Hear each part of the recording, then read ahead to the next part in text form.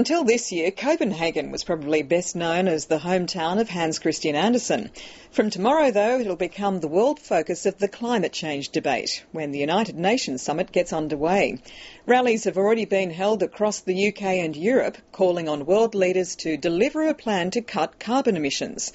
Working out a plan is just one of the challenges. Who will pay for it is almost as much of an issue.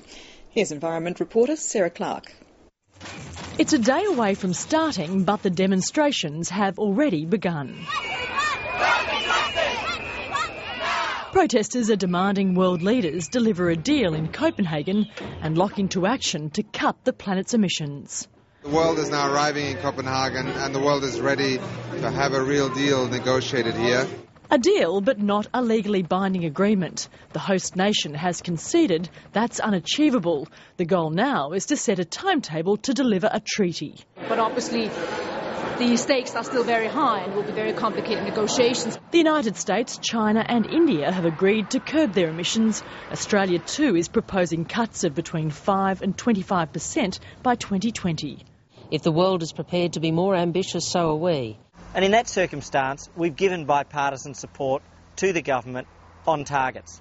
But scientists say the pledges aren't enough to avoid a 2-degree temperature rise by the end of the century. That will only be averted if Copenhagen sets a timetable to curb emissions. The peak of emissions needs to come by 2020 or earlier. And bear in mind it takes some time to start bending these emissions curves, which are still strongly upward. A key sticking point remains between rich and poor nations over who's to pay. The Commonwealth countries have agreed to a $10 billion start-up fund to help poor nations adapt. But that's just the beginning. And then we need to build that up to over $100 billion per year by 2020 globally. And Australia needs to do its fair share for that.